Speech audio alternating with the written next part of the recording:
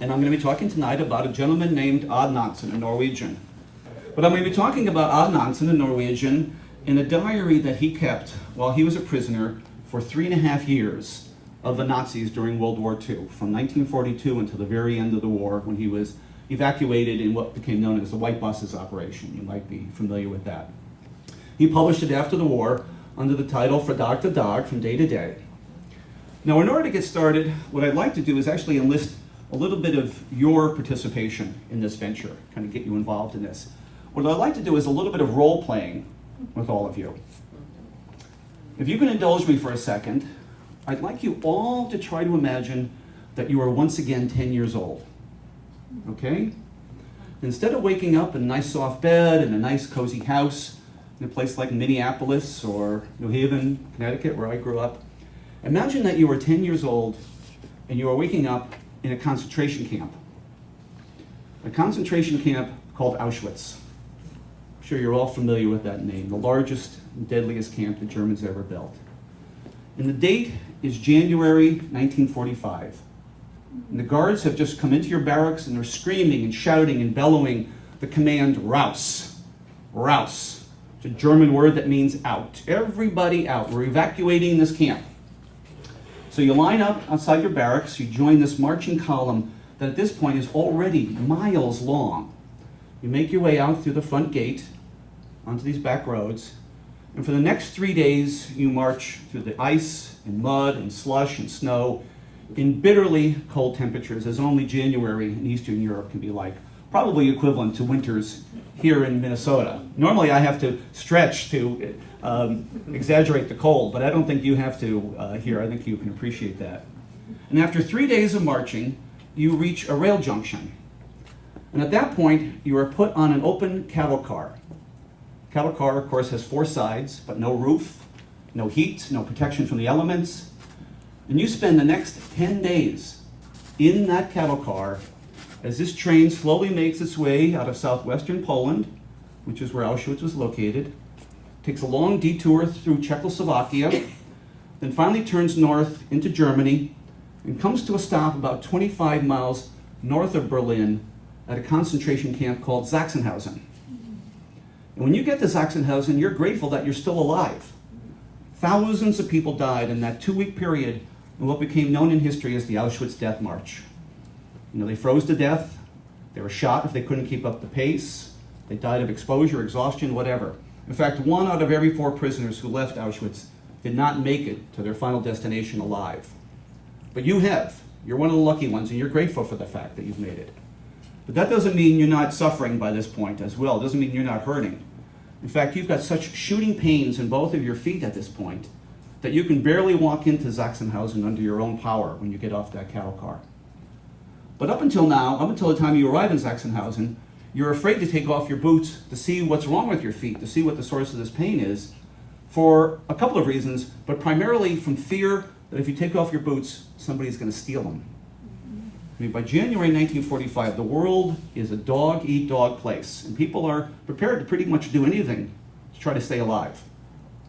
But now that you're in Sachsenhausen, you take off your boots. First time you take them off after wearing them now continuously for almost 2 weeks to see what's wrong with your feet. And your feet no longer look like the palm of my hand.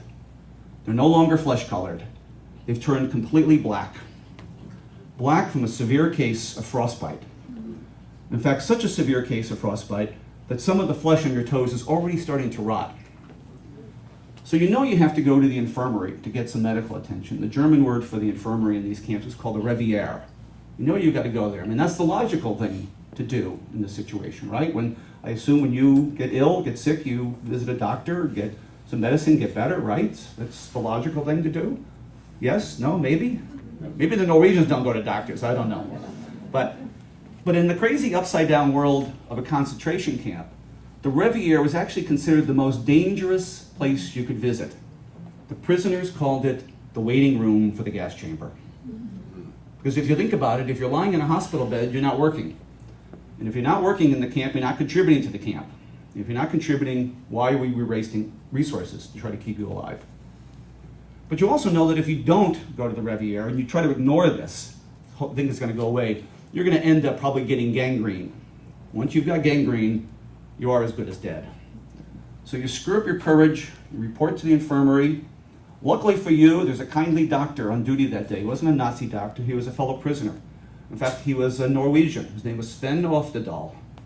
He takes one look at your feet while you're sitting in this chair, and he picks you up just by the scruff of your clothes, carries you immediately right over to a table, gives you a whiff of ether, knocks you unconscious. And the next thing you remember is you're slowly coming to consciousness again, becoming awake, and you realize now you're lying in a bed in the infirmary. You look down at your feet, and you see that they're both now heavily bandaged.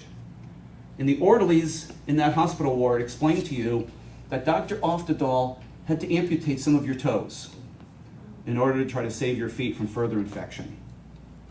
Now that you're lying in this bed wondering, well, how long can I stay here before a Nazi doctor comes into the infirmary ward? You know, what's he going to do when he sees a 10-year-old child using up a bed? Well, those thoughts are going through your mind. Of course, prisoners are streaming through this infirmary pretty much all day long. By the spring of 1945, Sachsenhausen had a prisoner population of about 35,000 people. I mean, it was the size of a small city.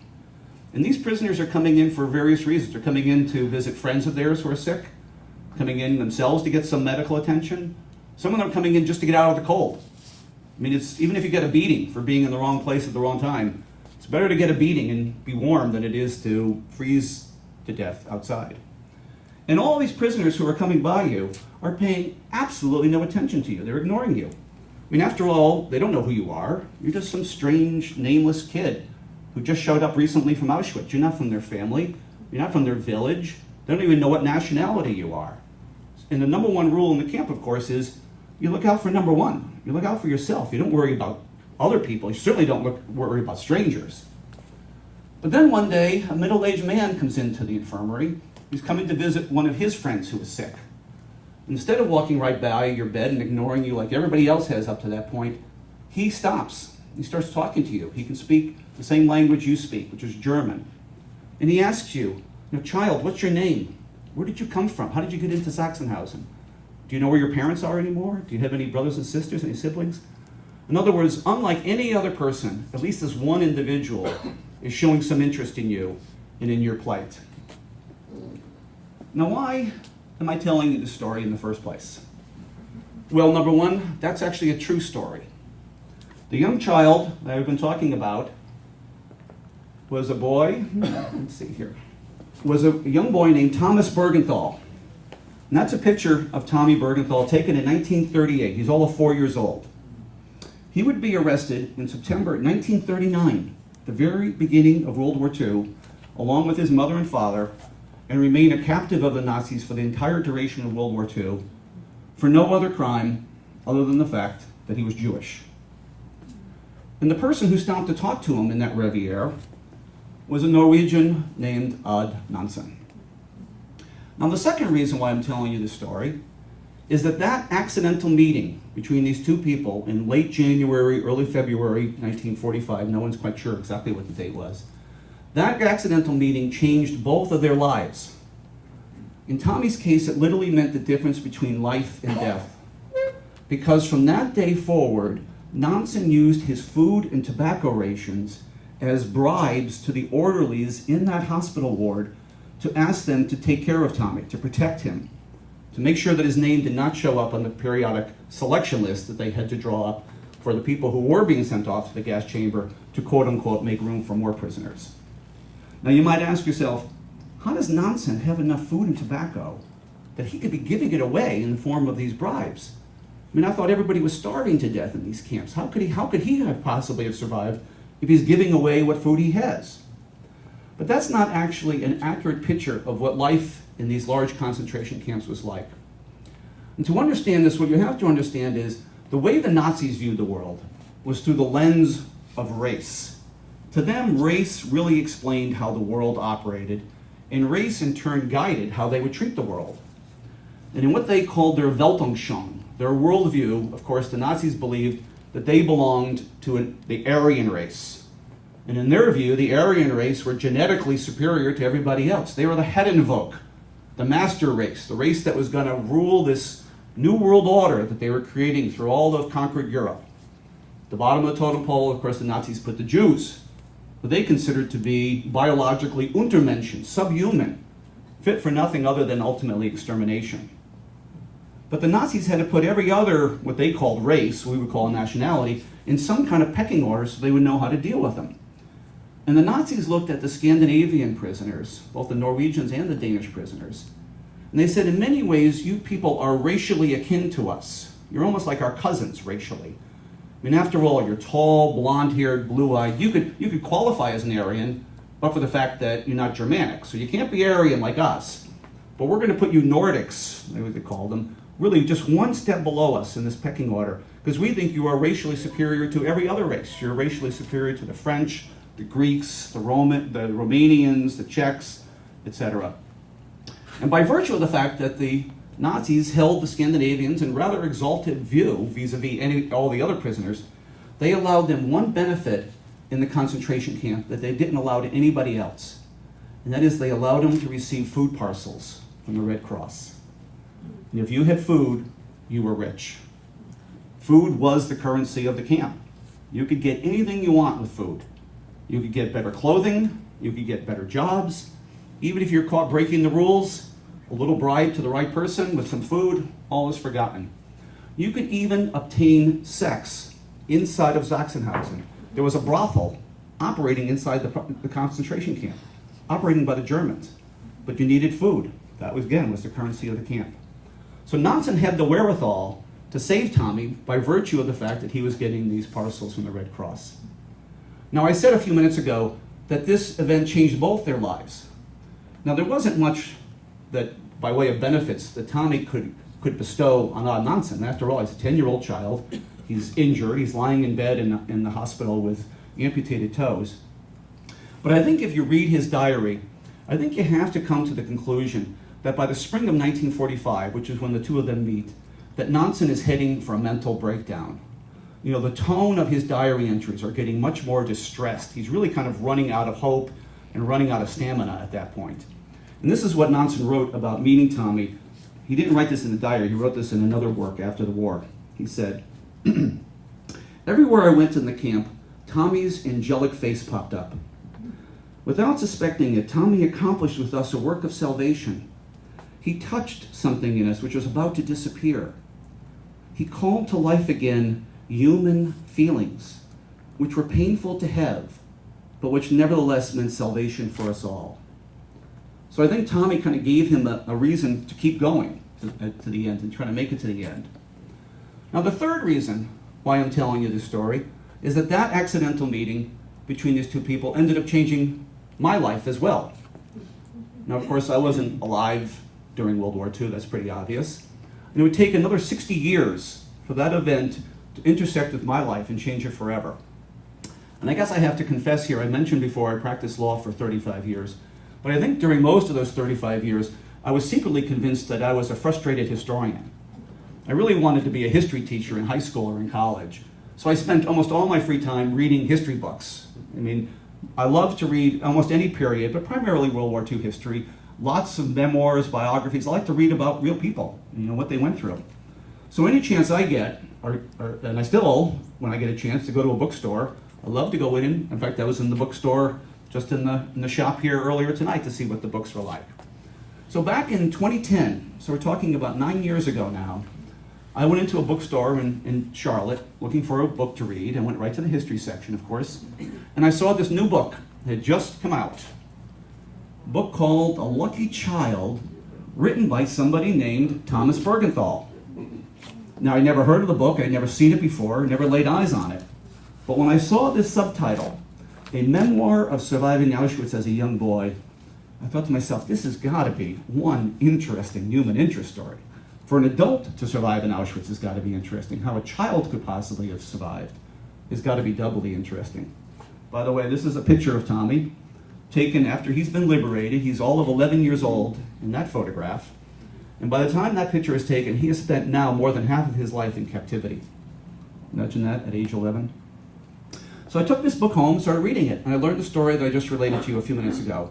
How Tommy ends up in Auschwitz, how he takes part in the evacuation, the death march, how he arrives in Sachsenhausen with frostbitten feet, he has some of his toes amputated, he meets Nonsan, And at that point in his memoir, he says, this fellow Nonsan who saved my life by bribing the orderlies to keep me alive, he kept a diary while he was a prisoner.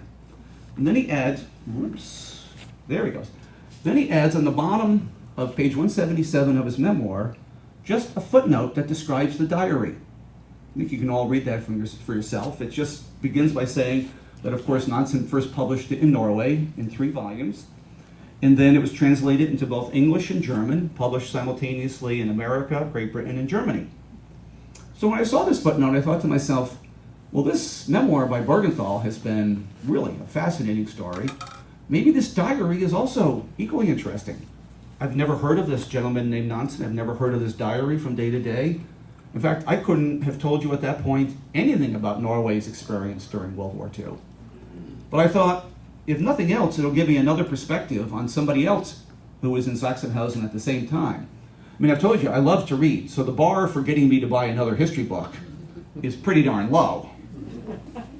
Now, I realize the book came out in 1949, so it's been out of print now for 60 years, so I'm not going to find it in a bookstore. But we all know that everything under the sun today that somebody's trying to sell is available where? On the internet. Everything's on the internet. So I do it, and of course I bought a lot of books over the years through the internet, mostly antiquarian books, so I know where to look. So I do a search for this book from day to day, back in 2010 again. At that point when I looked for a copy, there was 1 copy of this book available for sale in the entire United States. 1 single copy of this book was for sale. It was a bookseller in the state of Washington. I could find 2 more in Great Britain, 1 in Australia, 1 in New Zealand. 5 in the entire world. I mean, I think there's more first editions of Shakespeare's works available on the internet than there were copies of this diary. Where all the other copies have disappeared to, anyone's guess. I mean, they still may be in people's attics and cellars and things like that. So I bought one of those 5 books. I bought it from the bookseller in New Zealand, which meant that it would be 2 months before it actually even got to me, coming through the mail. And by the time it arrived, I'd practically forgotten I'd even ordered it. I mean, I was already onto some other history book that I was reading. And when I got it, I thought, oh yeah, that's right. This is that diary written by that Norwegian that Bergenthal refers to. I don't know, again, I've never investigated this, so I don't know how good this book is. It could be, diaries are kind of a tricky genre, You don't have any control over what the arc of this diary is going to be. You're just simply recording what happens on a daily basis. So this could be fascinating, or it could be really boring. Don't know yet. So I'm going to kind of take it kind of slowly. I'm going to dip my toe into this and decide whether it's really worth spending any time reading it. So the first night, I think I read like 1 diary entry. It took me 5 minutes, 1 page. The second night, I thought, well, it is kind of interesting. Let me read 2 diary entries. And the third night, I think I stretched myself and went to 3 diary entries. You can see the pattern that's forming in this sentence here. I mean, within a very short period of time, within no more than 2 or 3 weeks, I was completely hooked by this book. I couldn't put it down. I was carrying it around the house with me. I'd bring it to the breakfast table. I'd be ignoring my wife when she was asking me questions, trying to strike up a conversation. I'd go into my office and I'd say to my secretary in the morning, look, I'm working on a really important project this morning. I don't want any visitors. I want you to hold my calls. I don't want to be interrupted. And I wasn't doing any work at all for my firm. I was reading this book for a couple of hours every morning. Before I'd even finished it, before I'd even gotten to the very end of it, just figured out or to see how it ended up, this thought kept occurring to me: how can it be that this book that has captured me in a way that no book really ever has? And I consider myself a somewhat discerning reader. It's not like the first book I ever read. I've written a lot of them. How can it be that no one else has seen fit like me to try to get this book back into print? This thing's a masterpiece. I mean, this thing has been out of print now for 6 decades. It's a lifetime. How can it be that this has happened? And I don't have an answer to that question either. Other than the fact, if you think there's only 5 copies available for sale in the world, the chances statistically of anybody stumbling upon this, reading it, deciding to do something about it was pretty small. I've purchased 1 book and I've already cornered 20% of the market now. Now there's only 4 copies available for the internet. So I made up my mind, you know what? I'm going to get this book back into print if it kills me. I mean, it's just too good, and I can't spend the rest of my life talking about how good it is to people who can't buy it because there's not enough copies to go around. Now, what I realize in hindsight is I really had no idea what I was about to undertake. I mean, this is one of those truly quixotic undertakings where if I had known perhaps all the difficulties along the way, I might have just given up on it. But I started bravely, thought I'm just going to keep going. Maybe this will take me a month, 12 months, maybe a year to kind of get this done. It ended up taking me 6 years to finally get this book back into print. Now, part of that was because I didn't know what I was doing. I just mentioned that. I really had no connections in the publishing world. I didn't even know where to start. But the other reason was that as I became more and more entranced by this story, I started doing more and more research about this. I did research on who was Nansen? Who is this guy who wrote this diary? What's he about? Then I started doing research about Norway's experience in the war. What did Norway, how did they experience World War II, the occupation? Then I started reading about concentration camps. How were these camps organized? How were they run? I mean, what's the difference between a labor camp, an extermination, a transit camp, and when were they built, and who ran them, and things like that? And as I learned all this, I realized, gosh, if I had only known all this information when I started reading the diary the first time, everything in the diary would have made even that much more sense to me.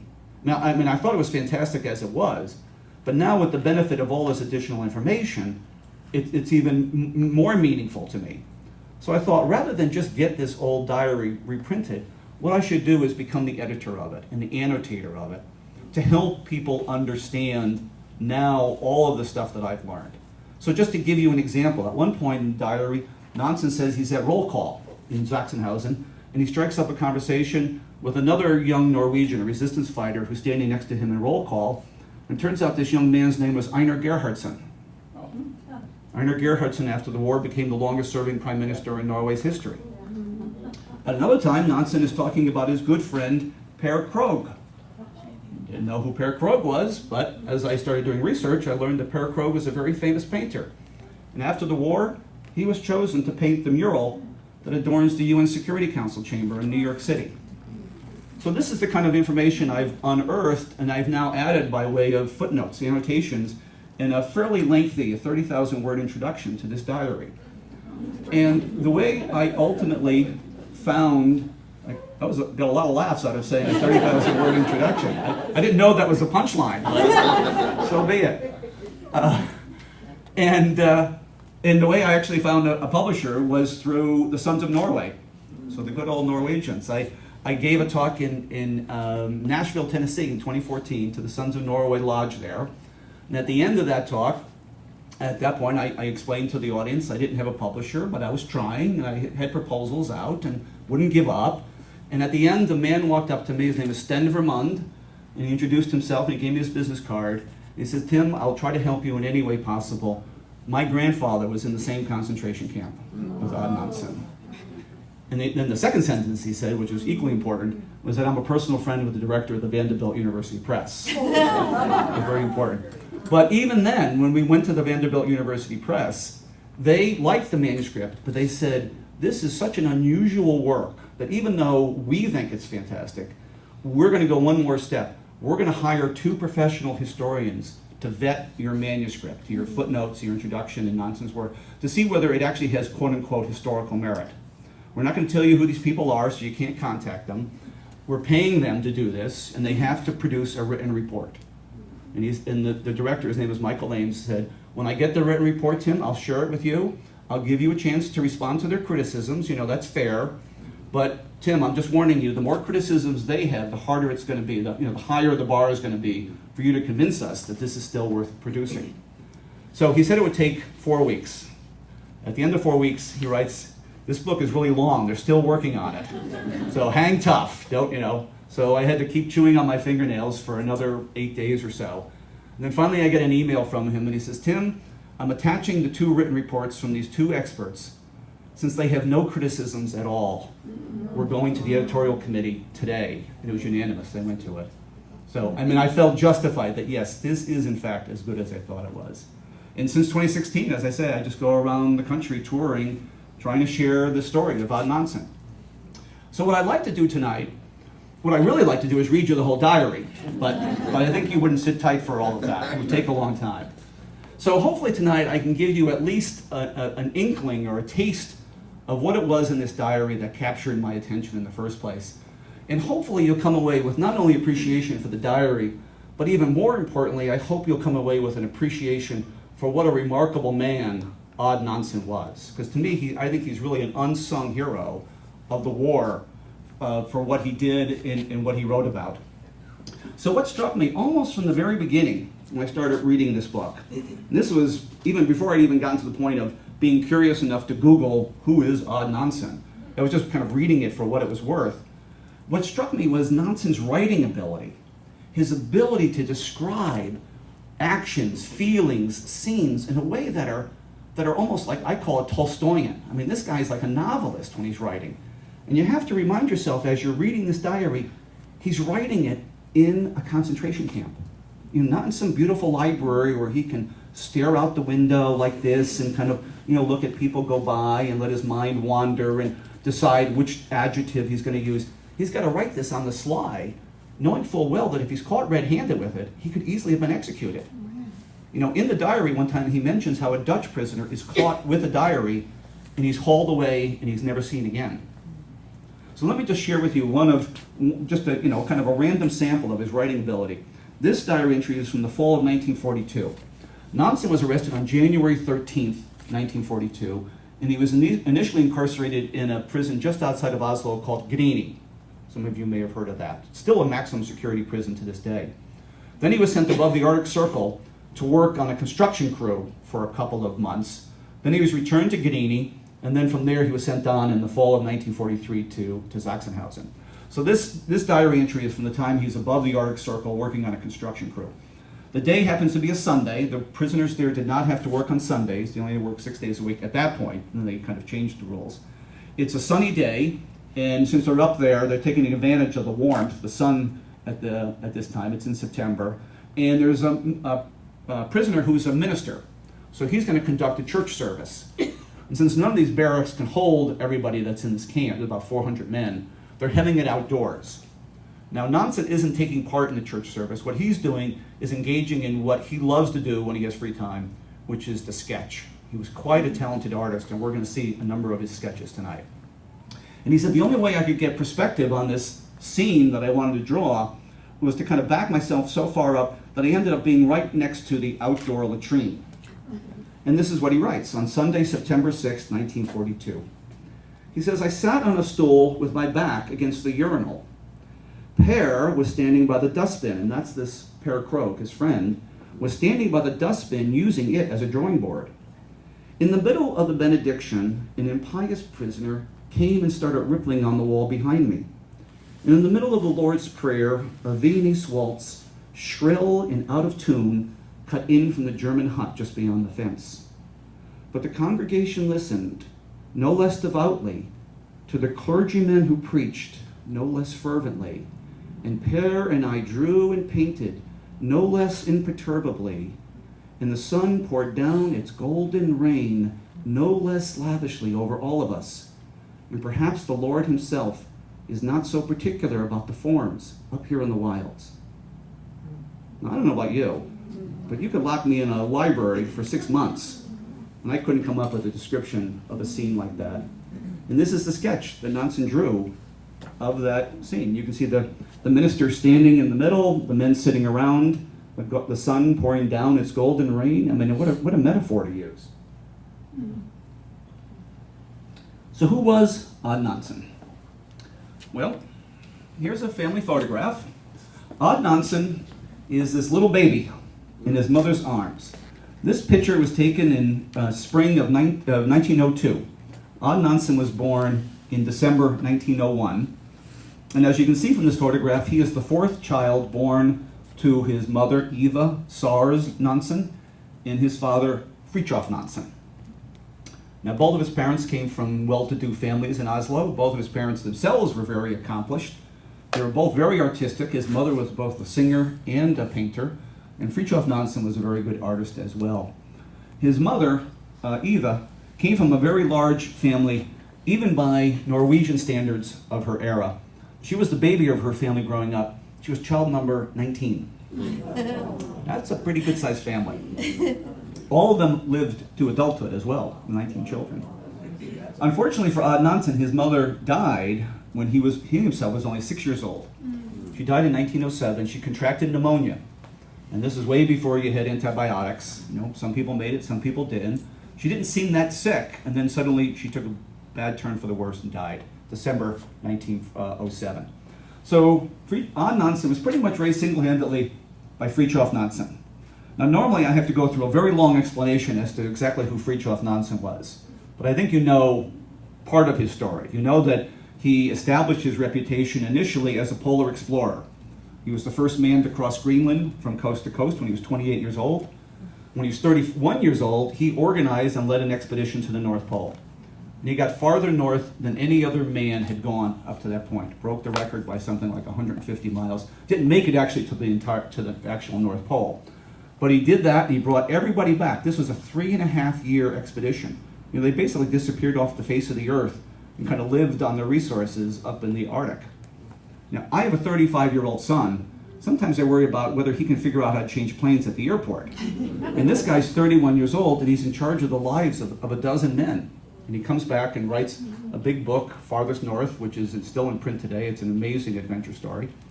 And then in his 40s, Fridtjof Nansen became a statesman. He helped Norway achieve its independence in 1905 from Sweden. And Norway wanted to still continue to have a form of constitutional monarchy, so they needed a monarch. They don't have a monarch anymore. It used to be the King of Sweden. So they identified Prince Karl of Denmark as a likely candidate, and they decide who's going to go to Denmark and convince this prince, who presumably is living a pretty darn good life as a prince, to give all that up and move to Norway and become the King of Norway. They send Fridtjof Nansen. And he must have been very persuasive because he convinced Prince Karl to become the king, took on the title Håkon VII. And then in his 50s, Fridtjof Nansen became a humanitarian. After World War I ends, the League of Nations appoints him the first High Commissioner of Refugees. Gives him a number of tasks. The first one was to repatriate POWs that were scattered all over Europe when the war ended. He did such a good job for the League of Nations in a variety of tasks that he ends up being awarded the Nobel Peace Prize in 1922. So I tell people, in this guy's one lifetime, he accomplished as much as Lewis and Clark, Abraham Lincoln, and Albert Schweitzer. I mean, he did it all. But in a country like Norway, which at the time had a population of under 3 million people, to have a father that famous is both a blessing and a curse. Because you're not known for what you are, you're known because you're the son of the most famous man in the whole country. And I think Nansen chafed under that. So as I mentioned, just to kind of go through the basic facts, I mentioned already he was born December 6th, 1901. In 1927, he graduates from college with a degree in architecture, because again, he's artistic, much like his parents. He immediately marries his sweetheart, a woman named Kari Hirsch, and with his marriage and his diploma under his belt, basically, he leaves Norway, comes to America. And I'm sure there was a variety of reasons why he did that. He lived in Brooklyn, New York, and worked in New York City as an architect. But I think the most important reason was, I think he just wanted to get out from under his father's shadow. You know, he wanted to go to a place where he wasn't always known as, oh yeah, I know you. You're the son of the really famous Fridtjof Nansen, right? You know, he could kind of make his own reputation. And he did a very good job. He was very successful as an architect in New York City. He won a prize when he was only 29 years old. And then in 1930, he gets word that Fridtjof has had a heart attack. I mean, this guy has kind of burned his candle at both ends for a long time, Fridtjof Nansen. So he has a heart attack, and he's not doing very well. He's kind of slowly declining. So Nansen takes his family. He had his first child born in Brooklyn, daughter Marit, and they go back to Norway, and they arrive in time to say their goodbyes to Fridtjof, who dies on May 13th, 1930. Norway gives him the biggest state funeral I think they had ever given up to that point. And Nansen decides, you know what? I don't need to return back to the United States after this. And again, I think it's this larger-than-life shadow that he had to compete against is gone. He can kind of be his own person now. And probably if we could go back in time through a time machine to 1930 and interview Odd Nansen at this point and ask him, how do you see your life going at this point? How do you see your career path unfolding? He probably would have said, everything looks roses to me. Life, you know, as that saying goes, life is good. I've gotten some great work experience in America. Now I'm going to start my own architectural firm here in Norway. I've had my first child in America. I want to have more children, grow my family.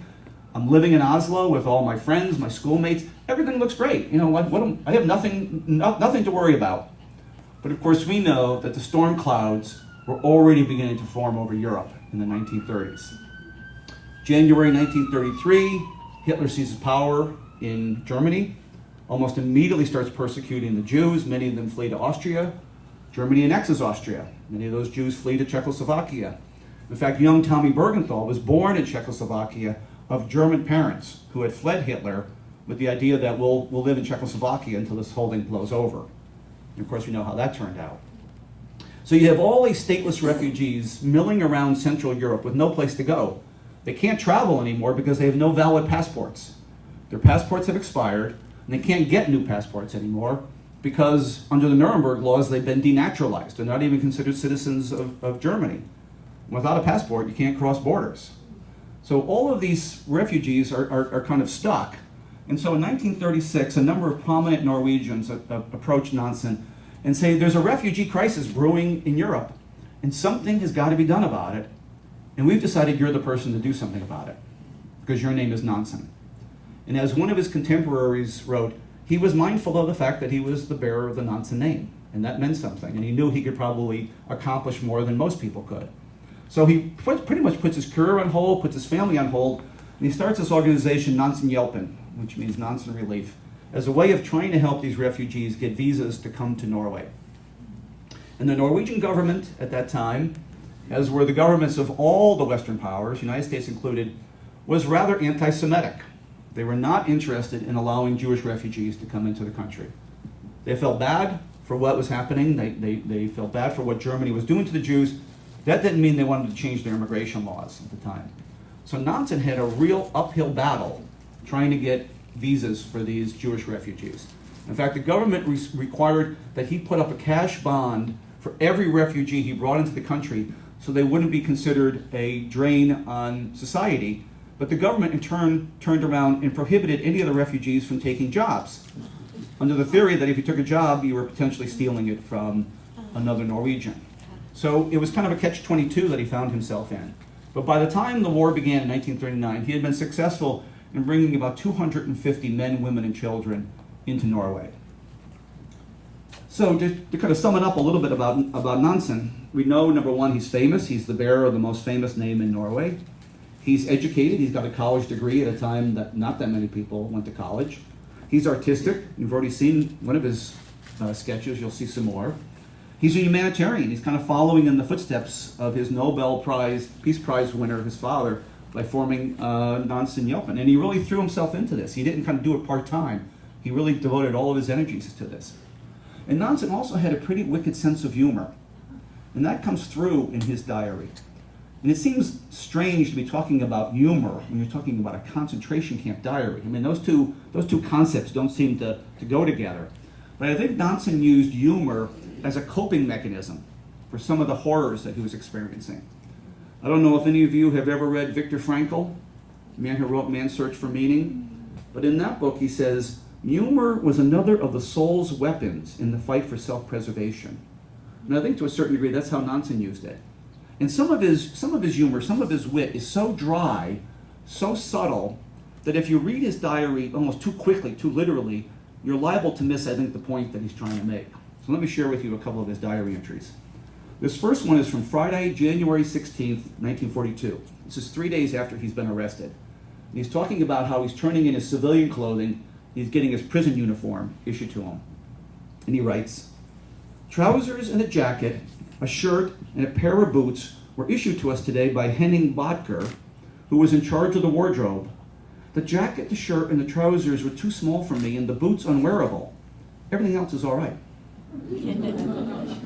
Stop that for a second. Or another time, on June 12th, 1942, he writes, today the rheumatism is bothering me.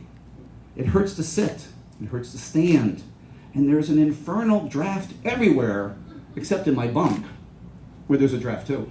And then some of his humor is a lot more direct. This next diary entry is from the summer of 1944, where Nansen is in Sachsenhausen, and he's talking about this German non-commissioned officer who sits in their work squad. They call their work squads commandos. And he's talking about this non-commissioned officer who sits there basically just to keep an eye on the prisoners, make sure they're doing what they're supposed to be doing. And he writes the following. The Unterscharführer in this commando, and an Unterscharführer would be the equivalent of a sergeant, who shares my cubicle all day, thinks exclusively and all the time about girls and unfaithfulness. Last night, one of his wenches wrote on his cigarette case the words, "I love you," in English. Of course, he had no idea what it meant, so he asked me this morning. I told him it meant, "Kiss my arse." His jaw dropped notably, and I let it drop.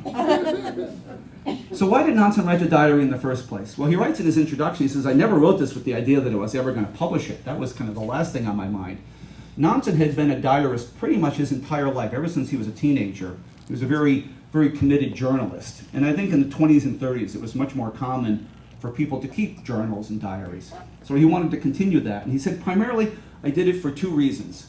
The first one was for myself. He said, psychologically, it was important to me to keep this record. He says, writing in my diary was, quote, like confiding in a close friend and relieving my mind of all that weighed on it.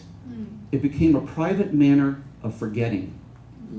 So I think if he could write things down, he didn't have to keep rehashing them mentally. Somebody gave me recently, I thought was a great analogy, which is, when you write down your grocery list of things you need, once it's on paper, you don't have to keep it in your head. You can kind of, dump it all and just rely on what you've written down.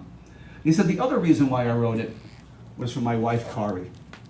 I wanted her to know what was really going on in the concentration camps that I was in. Now, he could write her letters occasionally, she could write him letters occasionally, but every letter in and out of the camp is censored. Somebody was reading everything they wrote.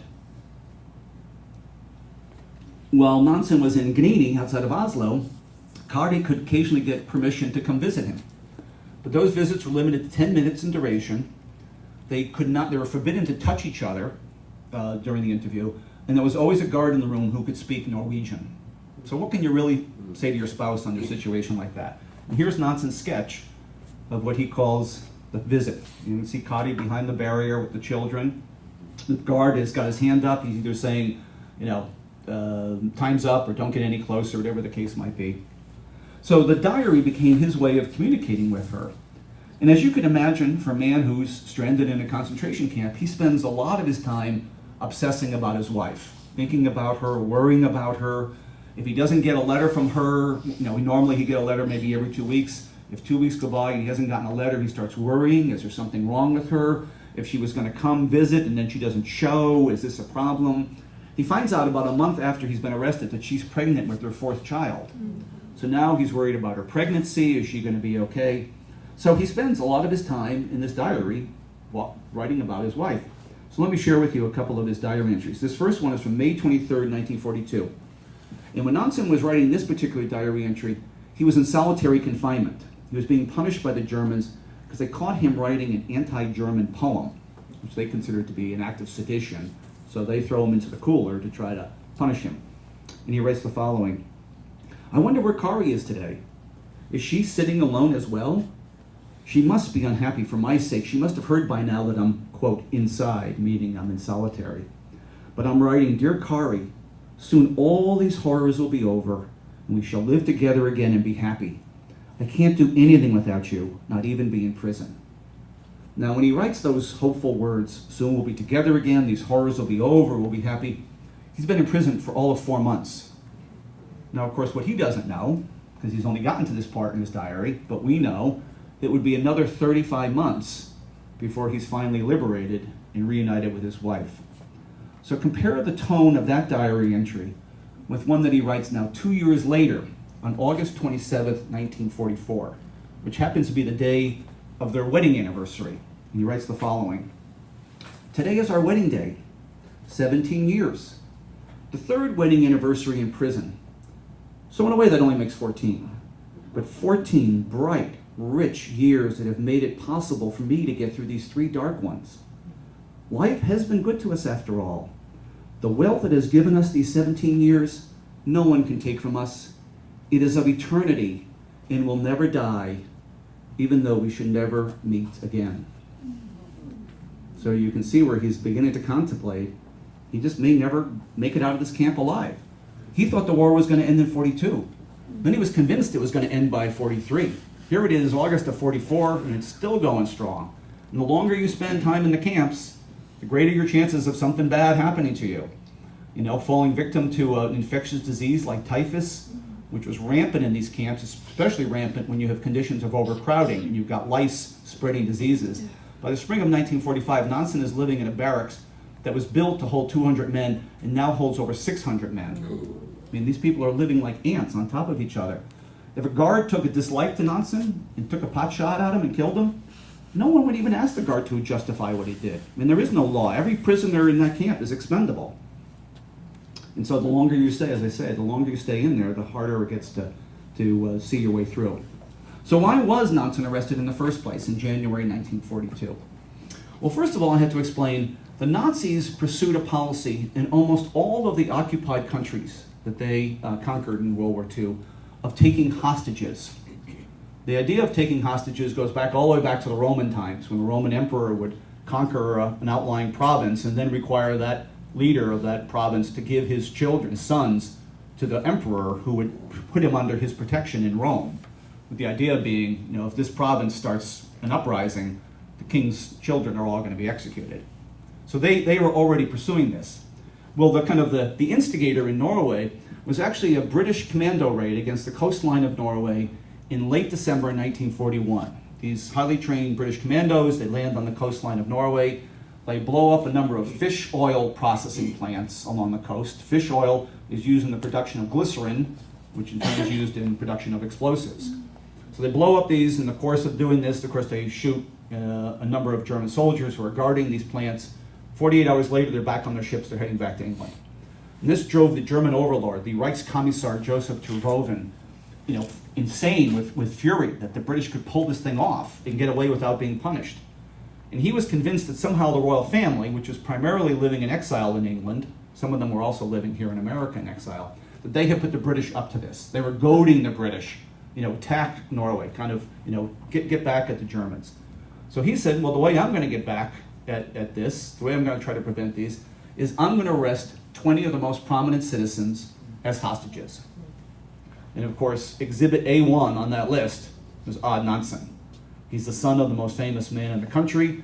It's his father who brought the king over, King Haakon VII, in the first place. So what better way to get back at Haakon than to take the son of his good friend Fridtjof Nansen and hold him as a hostage? So the royal chamberlain is arrested, the royal physician is arrested. So you've got 20 hostages picked up. I think the other reason why Nansen ended up on that list and stayed on the list was he was a bitter enemy of Vidkun Quisling. He hated Quisling, Quisling hated him. He would go to Quisling's speeches and interrupt him, heckle him, kind of challenge him on his policies of, always trying to get rid of the Jews. And so I think of the 20 hostages that were arrested in 1942, over the remaining course of the war, 19 of them ended up being released. The only person who never got out was Odd Nansen. And I think that was Quisling's doing. That Quisling made sure he got his revenge against this man who had always been a thorn in his side. But I think if you read this diary and you get to know Nansen's personality, I think you almost have to come to the conclusion that even if the British had never attacked Norway in any of these commando raids, and even if Quisling had never even been born, never even existed, that Nansen was going to end up in prison one way or the other. He was just one of these people who was kind of bound and determined to do what he thought the right thing was, and the hell with the consequences. He wasn't going to change his behavior just to kind of please the Nazis. And of course, you probably know as well as I do, the number of ways to get in trouble in occupied Norway was enormous. Singing the national anthem could get you arrested. Owning a radio could get you arrested. Listening to the BBC could get you shot. Refusing to sit next to a German soldier on the bus could get you arrested. Wearing a boutonniere on the king's birthday could get you arrested. I mean, the list of infractions was a mile long.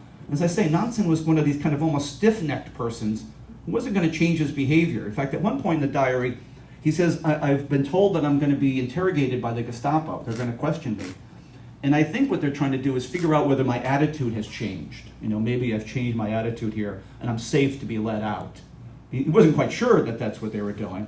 So he goes to this interrogation, and afterwards he writes in the diary, he said, when I met with this Gestapo questioner, he would ask his questions in such a cunning fashion that even silence was a form of treason. And I couldn't sit by and just keep my mouth shut. I had to tell him what I thought of his positions. And if that has ruined my chances of ever getting released, so be it. I mean, that's the kind of personality he had. So let me share with you, I think, a diary entry, which I think embodies this philosophy. And in this diary entry, Nansen is talking about a person in his barracks who had the title Blockoutester.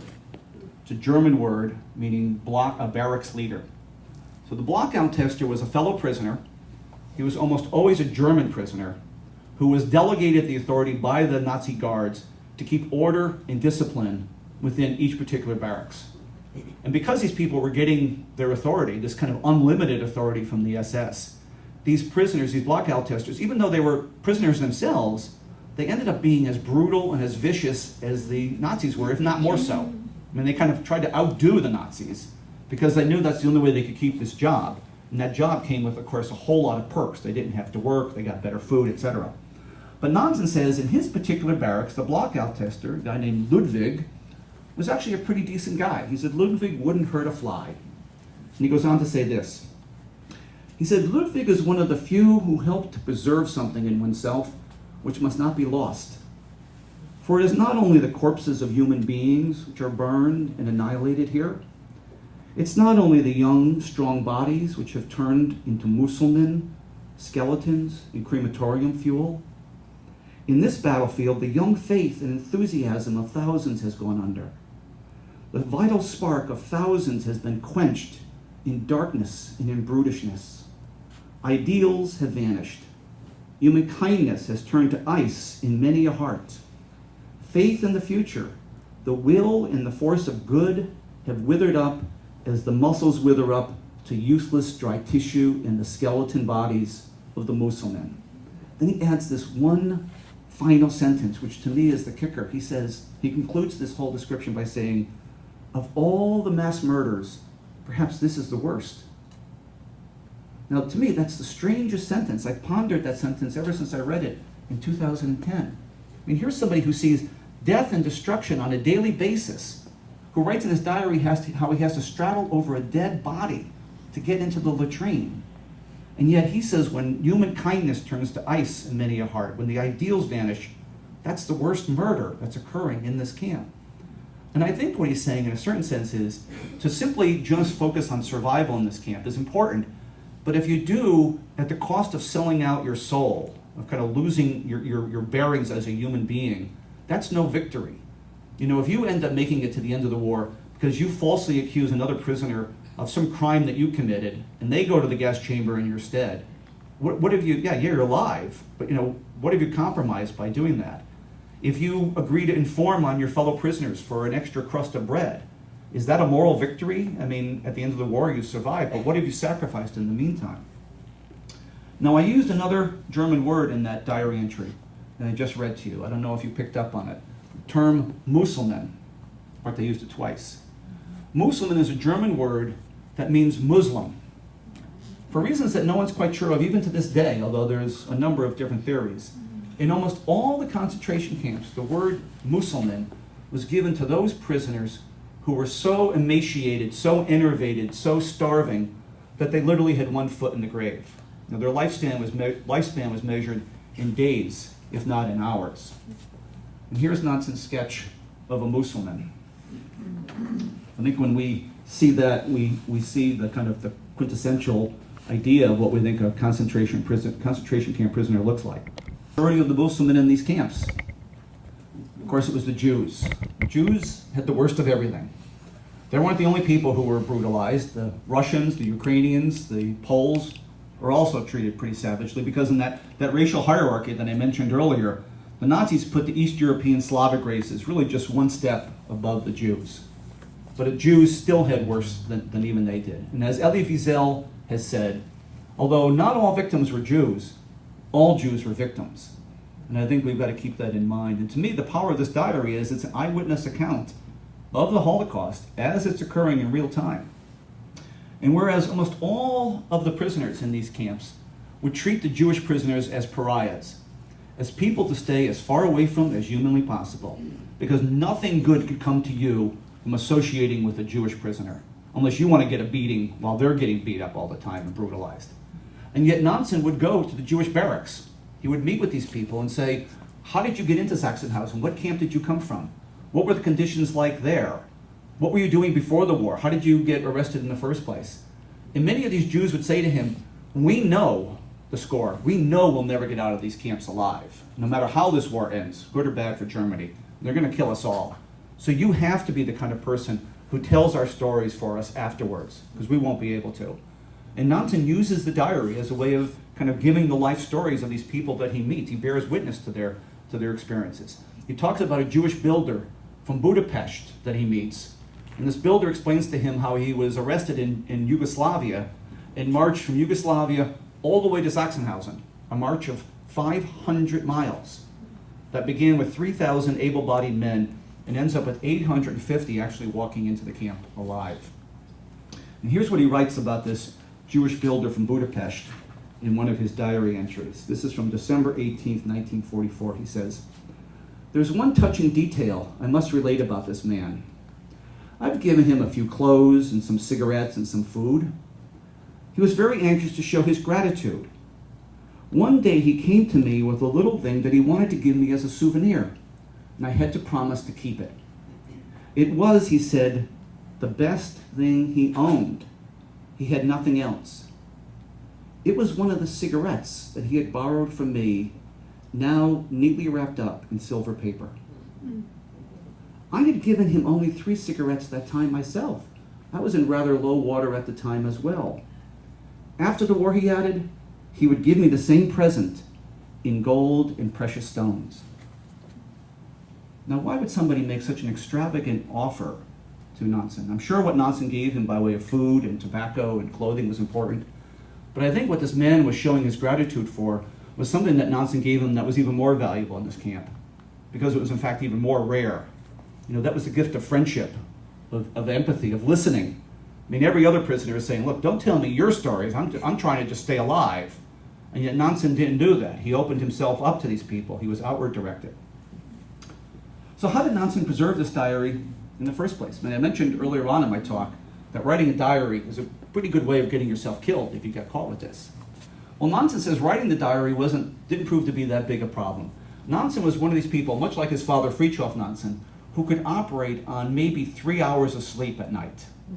You know, he could go to bed at 1 or 2 o'clock in the morning, get up at 4:30 and go back to work. Now, admittedly, he had easier jobs than most prisoners. He didn't have the back-breaking work that a lot of prisoners had, both because of his status as hostage, because he was Norwegian, because most of the Germans knew he was the son of Fridtjof Nansen, who still had a reputation in Europe. But still, he could operate on almost no sleep. So Nansen would use those hours at night when everybody else was asleep to write in the diary. In fact, many of his entries end with the words, well, it's getting on about 2 o'clock in the morning. I ought to stop tonight, and I'll pick up this diary again tomorrow.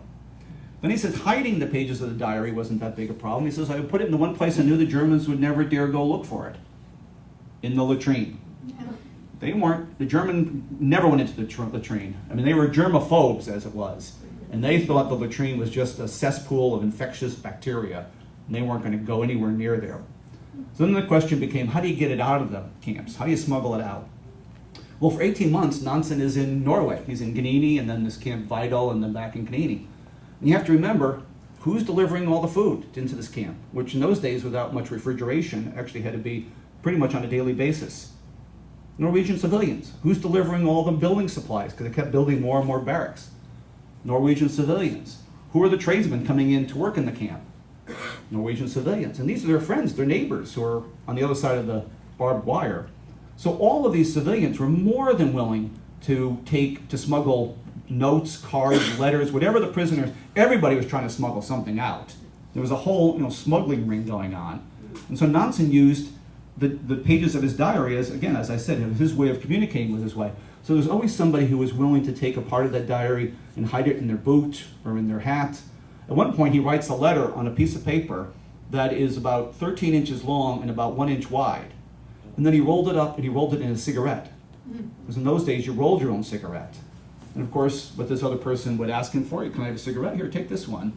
And they would put it in their pocket and carry it out and then give it to Kari, who would hide it until the end of the war. But then when Nansen gets to Germany, he writes in his diary, he says, I don't know how I'm ever going to get this part of the diary out of this camp.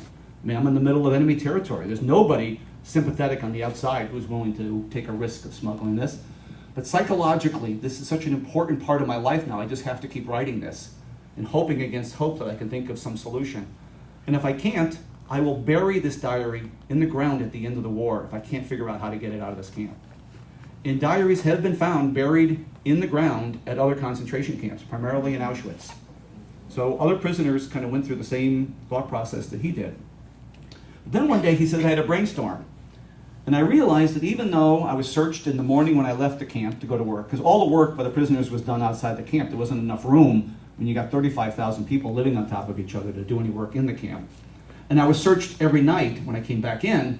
I realized what the Germans were looking for or focused on were weapons. They were really worried that prisoners would somehow get their hands on weapons, on explosives, on guns, on knives, and then stage an uprising. You got 35,000 prisoners being guarded by maybe 1,000 or 2,000 guards. So if these guys, the numbers are overwhelming if you can get some firearms. And there had been an uprising in Auschwitz, there was an uprising in Treblinka. So he said the guards didn't pay a whole lot of attention to all the other things that we prisoners carried around with us just on a kind of a daily basis just to get through our lives. One being almost every prisoner carried with them at all times a tin cup. They would tie it around their waist with a string, so any chance you had to drink something, the cup was right there at the ready. The other thing almost every prisoner, he said, had was something they called a breadboard. Piece of wood about this big, roughly. In the morning, you'd line up, and that block L tester, who I referred to earlier, one of his jobs was to dole out your daily bread ration in the morning. You'd line up, hold this out, you'd get half a loaf of black bread plopped on it. You either eat it all then, or you eat some of it and barter for something else. You eat some of it, you hide some of it in your locker, or keep it with you in your pocket so nobody can steal it. If you're out at work again at lunch when they bring food, if you want to eat off of something, you got to have your own breadboard. They didn't provide paper plates for these prisoners when we brought lunch out to them at lunch. So Nansen said, I realized that I could go to one of my friends in the carpentry commando. I'm going to put the microphone here for a second. In the carpentry commando, where he had access to tools, and he would take my breadboard and split it open and hollow out the inside. And I would put the pages of my diary in this cavity, glue my bedboard back together, seal it up, sand it, no one would ever know that anything had ever been done. And so at the very end of the war, he and 5 of his closest friends walked out of the camp with their breadboards during the white buses operation. Nobody even gave a second thought to what they were carrying, and they managed to smuggle out the entire German portion of his diary. And this is a picture of a real breadboard. That's what they look like. If you ever go to the Resistance Museum in downtown Oslo, if you ever look, Nansen's breadboard is on display there. So his name is carved on the outside of it. This is one of his friends. It's now in the possession of the Nonsan family. And if you look at this, you can see that the paper he was writing on was like tissue paper, ultra thin, like onion skin. So you can get a lot of pages into a very small cavity. In fact, when I tried to take a picture of the writing so I could actually try to translate some of it, my camera couldn't focus because it would focus on the writing on the top of the page and the writing underneath that was shining through. That's how tissue thin this paper was. The other thing, which is a little bit hard to tell given that this image here is almost 2 feet high, is that in real life, when you got a breadboard about this size, Nansen's handwriting is microscopically small, such that when the typists went to type all of these diary entries up to publish the book in 1947, they needed magnifying glasses just to read what he had written. And the other thing you'll notice, at least in these 2 sample pages, is there's not a single word crossed out. Whatever Nansen wrote in this diary pretty much came right out of his head exactly the way he wanted it. He didn't write things down and then change his mind. He just kept writing and writing and writing. And you've heard some of the incredible samples of what he's written. What a magnificent writer he is. So, we began by talking about Nansen's sense of humor. Then we talked about his love for his wife Kari, how much he missed her. We've talked about his sympathy for the plight of the Jews. We've talked, eloquent sense of humor, his wife. And of course, this diary has its share of horror. I mean, it is a concentration camp diary. He did witness some pretty horrific scenes. But to me, the power of this diary is certainly not in the horror that lies in it, but it's the power of Nansen's example. the example of a man who somehow keeps his humanity in the most inhumane conditions mankind has ever really conceived. Nonsan could have walked right by Tom Bergenthal, could have just kept right on going, like every other prisoner had kept right on going, could have said, there's nothing good, nothing in it for me for saving the life of a 10-year-old child who I don't even know who he is, a stranger who's from Czechoslovakia, is not even a Norwegian. But Nonsan didn't do that. He intervened and helped Tommy. Since I began this story earlier this evening, talking about Tom Bergenthal and his story, let me come full circle and tell you what ultimately became of him. Tommy survived to the end of the war. He was liberated on April 22nd, 1945. His mother survived in a different camp, a camp called Ravensbrück, a women's camp in Germany. His father didn't make it to the end of the war. He died of pneumonia in a camp called Buchenwald in January 1945, just months before the war ended. And it would take Tommy and his mother another year and a half after the war ended to find each other. Europe was completely devastated at the time. There was no communications anywhere. Tommy's mother didn't even know where to begin to look for him, and he didn't know certainly where she was. But ultimately, they're reunited. That's kind of another whole chapter that I could talk about. But they're reunited in December 1946.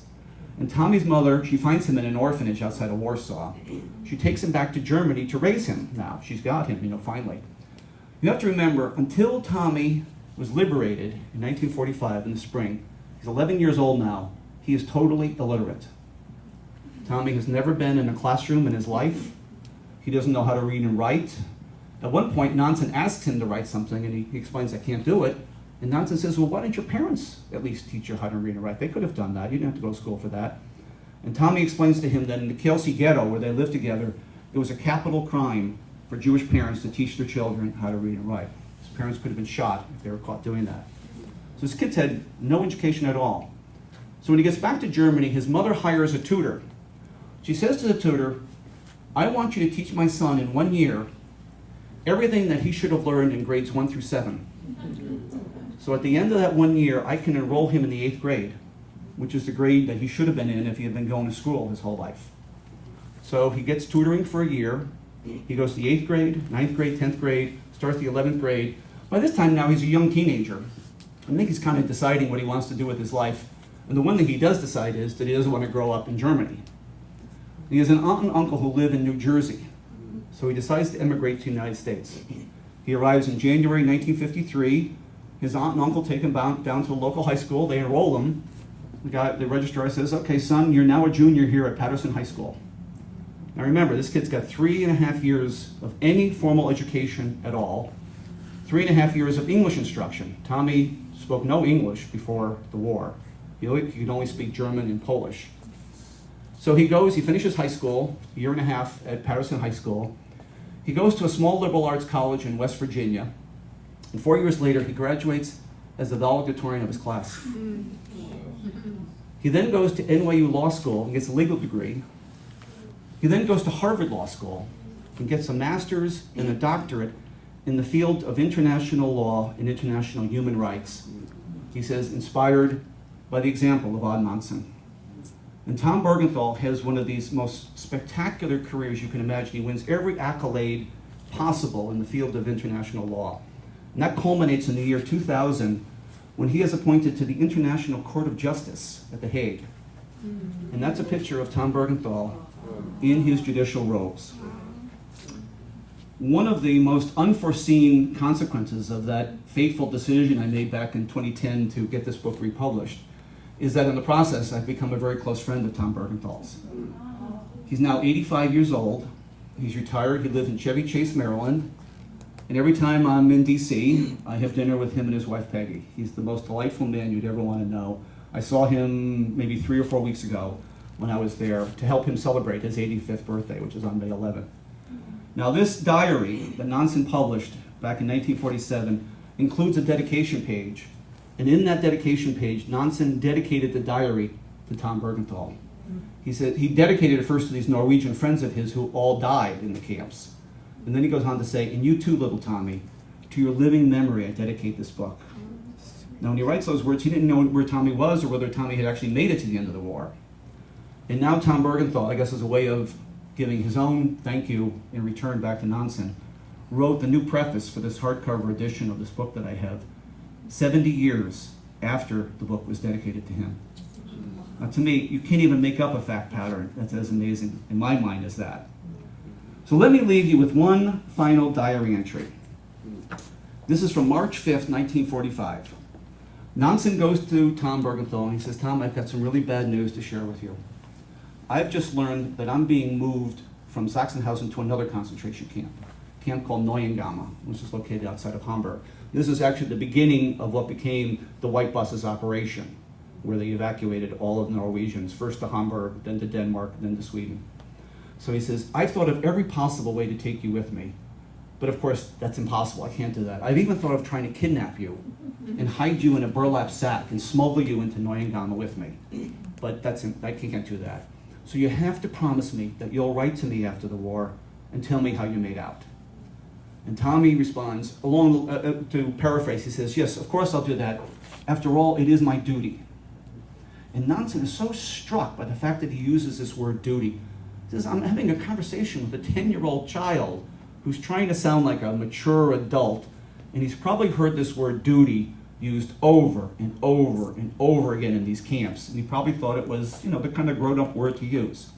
So this is what Nansen writes about this exchange that he's had with Tom. And just listen to, again, how eloquent these words are, how compassionate they are, how hopeful, in knowing what we know about what ultimately became of Tom Bergenthal and his career, how unbelievably prophetic these words are.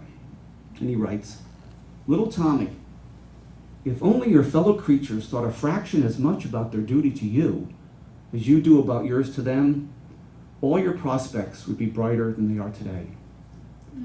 Thank God you don't realize that. And may you never come to realize the abyss of vile injustice that has been done to you. May there be such a future in store for you that all this frightful, this unintelligible cruelty will be expunged from your mind. May you discover that life is not like that. The world is not as it looked to you from the floor of the cattle car when you cried because you were so terribly cold. May you one day grasp and experience its richness and all the warmth and joy, all the beaming light that are reflected in those big eyes of yours, too shrewd for a child's, and which are a reminder and evidence of what you are meant to be. Thank you very much for listening to my story.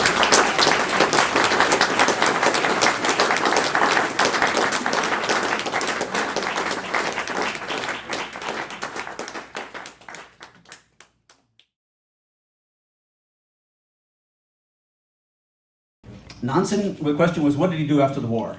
Well, Nansen went back and he picked up his architectural practice. In fact, he designed the terminals at Ildebu, at Fornebu, the old airport outside of Oslo, which is actually very close to where he lived. Now they don't use that airport anymore. They've built a much larger one. And 2 of his 4 children ended up becoming architects and worked in his firm. But he also remained active in humanitarian affairs. He was a special assistant to the director of UNESCO. And the director sent him to Germany to report on conditions in Germany, and he argued for more aid. He says, if we do not break this chain of joblessness for these young people in Germany, we're going to create another cycle of hate all over again. And then you asked about, when did he pass away? He passed away exactly 46 years ago today, June 27th, 1973. They actually published a blog on my website this morning to commemorate the anniversary of his death. And he remained in Norway all that time? He remained in Norway, yes. I mean, he traveled to the United States. He came to visit Tommy. He was the one who convinced Tommy to go to Harvard. He said, you ought to go there. And so Tommy followed it. And at one point, Tommy went back to Norway with him on a plane.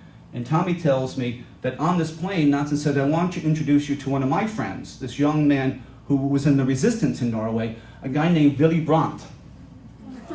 Willy Brandt, yes, the future chancellor of Germany. So Nansen had some pretty important friends, and Tom Bergenthal got to meet some of them too.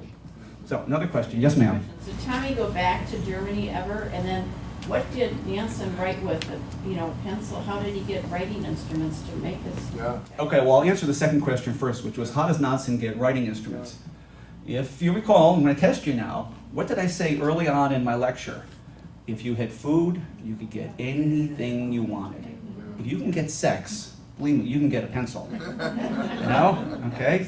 So he could get writing instruments. The paper that he was using was actually paper that was carried by the Russians who were captured as POWs and brought into the camp.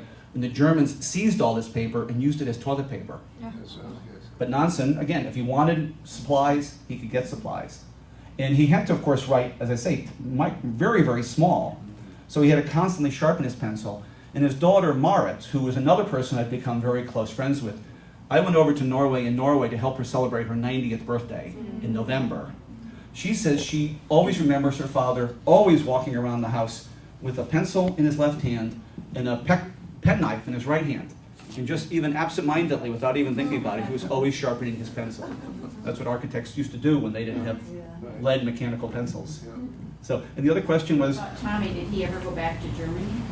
well, after he emigrated to the United States, you mean? Well, he would visit his mother occasionally, but his mother ended up remarrying another Holocaust survivor that was a mutual friend of the families before the war. He ended up dying within 18 months after the war ended of heart failure because of his treatment in the concentration camp. She ended up marrying a third man who had a property in Italy. So they ended up going to Italy, which is one of the reasons why Tommy felt safe with leaving his mother behind and going to America. She ultimately ended up living in Israel, and I don't exactly know what year she died. But he would not, when Tommy was a young man, of course he had no money, he would work on tramp steamers to get across the Atlantic to go visit her like every other year.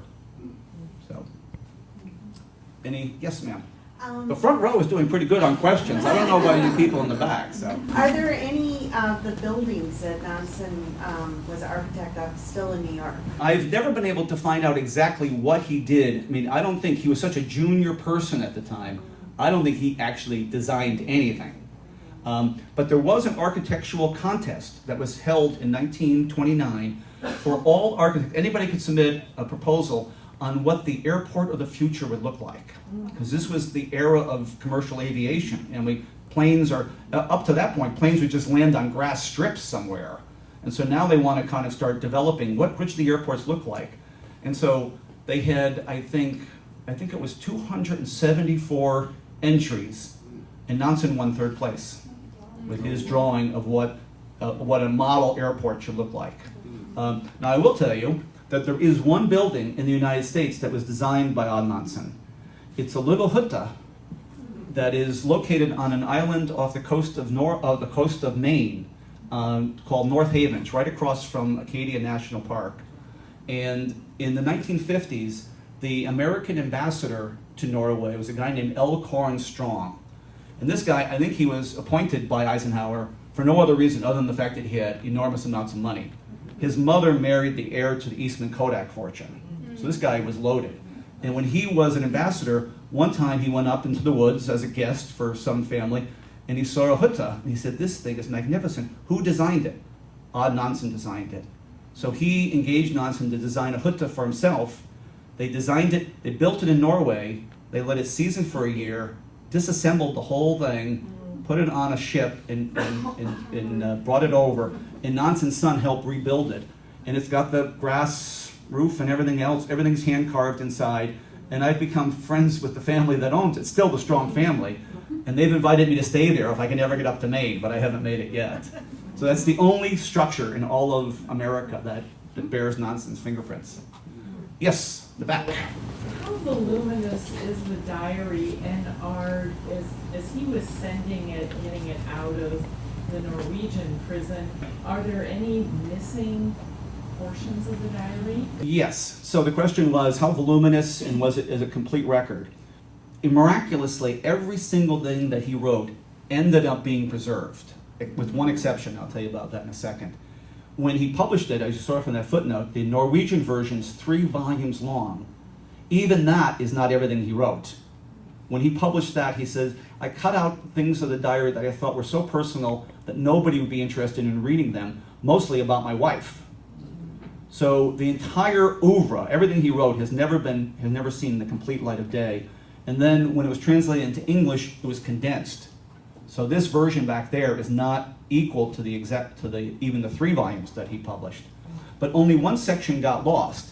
And the way that I always thought for years that it was just somehow lost in transit, or it was seized or something. But Marit, again, told me when one of my visits with her that it actually made it back to Norway right after the liberation. One of his friends, she's never identified who it was, he was carrying it in a briefcase in Oslo, and this is right after all these prisoners are arriving back in Oslo, and this guy was out celebrating, and he had too much to drink, and he ended up walking into a park and sitting down with the briefcase, and then he got up and forgot about it and left it behind. And when he came back, it was gone. They put out a reward for it, but it never showed up. It's never seen, no one knows where it is.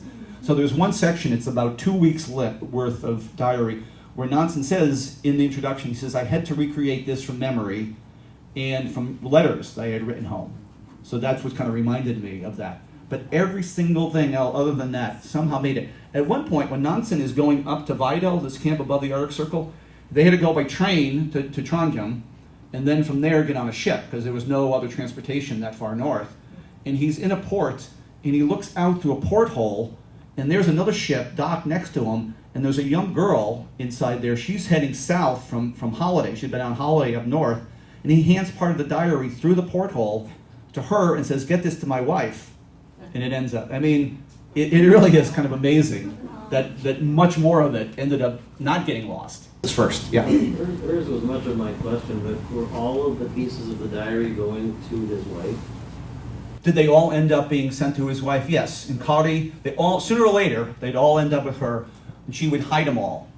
And when Nansen got in trouble with the commandant, and I mentioned how the guy says, we're going to send you to Germany, they sent the Gestapo to the house as punishment to search the house for anything they could get incriminating on him. And Mara tells the story that they came in and they tore the house apart. They looked everywhere, but she had so successfully hidden it. I think she hid it like in a false bottom in a nightstand in their bedroom that they never found it. But Marit says lying on top of the nightstand was an underground newspaper. And they looked right at it and just didn't focus on the fact that this was, an illegal publication which could have gotten her in a lot of trouble. They were so bent on finding something that was hidden, they didn't see something that was lying in plain sight. But it all ended up with her. I'm a little surprised that they didn't monitor the whole time that she's getting mail and that it was just one big raid.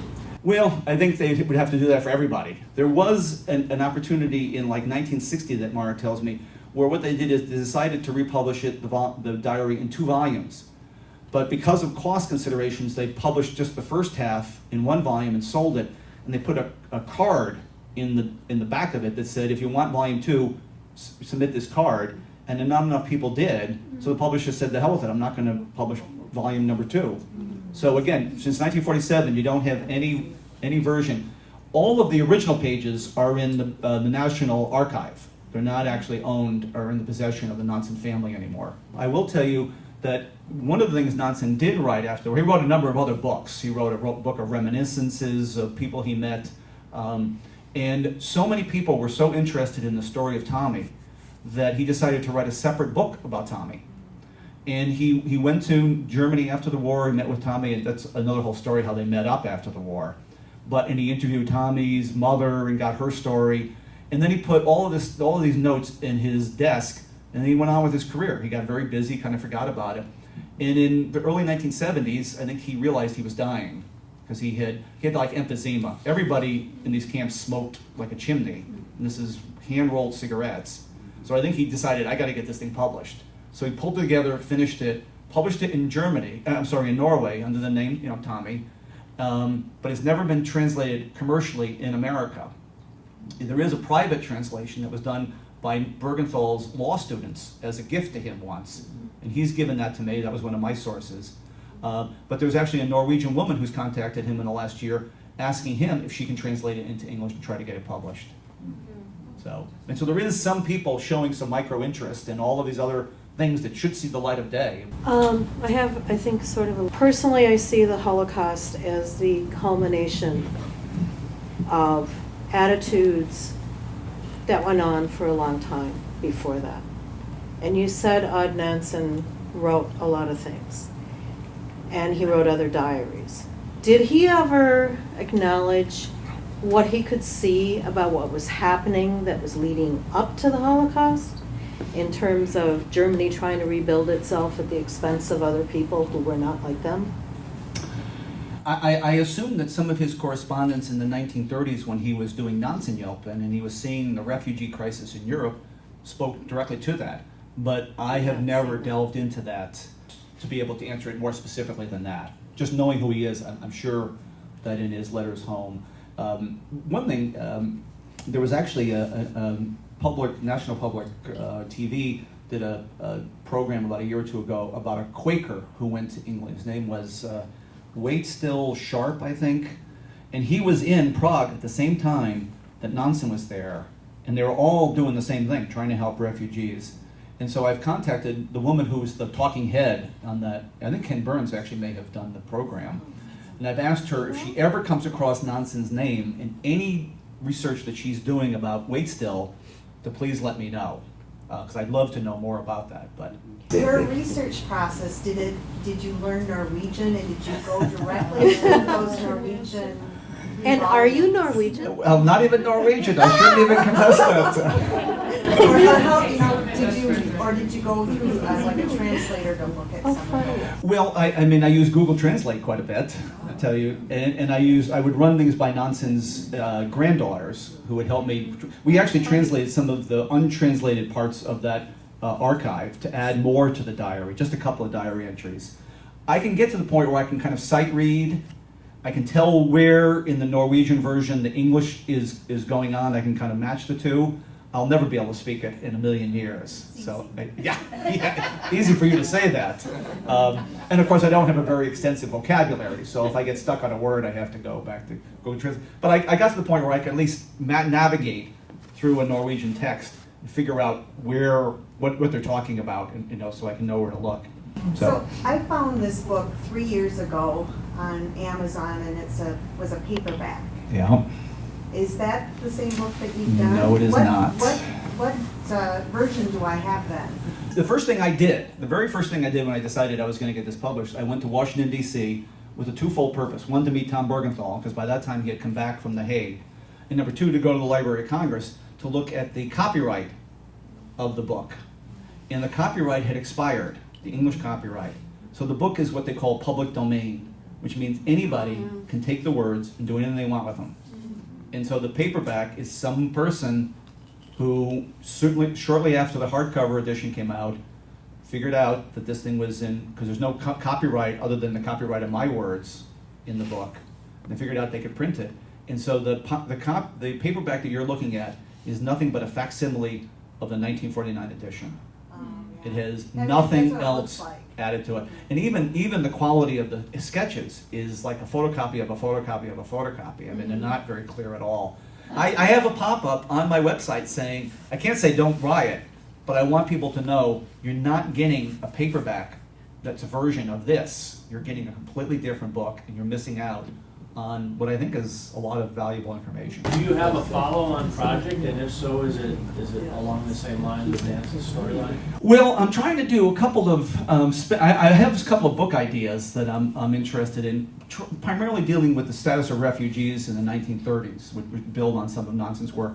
I have since published in a book called the MHQ, the Quarterly Journal of Military History, I published an article about the Nonsan passport. And the Nonsan passport was developed by Fridtjof Nansen after World War I to help stateless refugees from Russia who were disenfranchised by the Communist Party. These are all basically emigres, aristocratic emigres, to get passports so they could move freely around Europe. So there's a whole story in the MHQ about that. I'm working on another article right now about a book that was written by a guy named John Steinbeck during World War II called The Moon is Down. I don't know if you've ever read it. It's a kind of a strange thing. If you read the book, you'd be convinced that you're reading about Norway's occupation by the German army in World War II. But he never identifies it as Norway, and he never identifies the army as German. He kind of keeps it all general, but as you read it, you're picturing Norway, and they made a movie out of it in 1947. And Steinbeck wrote this book as a way of trying to encourage countries, the occupied countries, to resist the Nazis. And so it was a propaganda piece as much as anything else. And it was translated by the Norwegians, by Swedes, which weren't occupied, but they translated to Swedish, French, German, Italian. It was an underground classic in almost all of these countries. And because I have a pretty good connection with the Resistance Museum in Oslo, they're sponsoring a talk that I'm going to give in September. I've contacted them, and they still have a copy of the underground classic in their archives there. So I haven't finished it. I'm just still doing research. But the working title is "The Little Book That Helped Win the War." So I do have other projects. Thank you for asking. Yes, sir.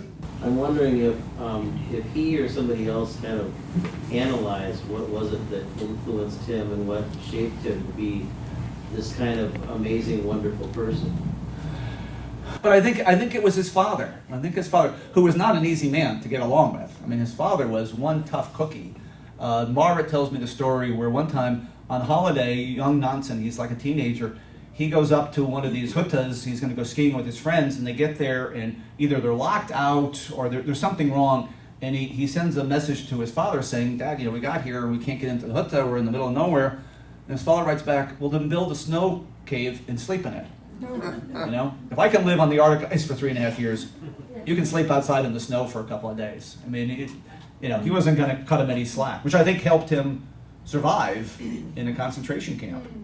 That he wasn't coddled in any way, shape, or form. And he wasn't coddled psychologically. There's one quote I have in my introduction. It's a direct quote from Fridtjof Nansen. He says something like, self-esteem is all well and good, but to form character, sometimes you have to be ruthless with your children.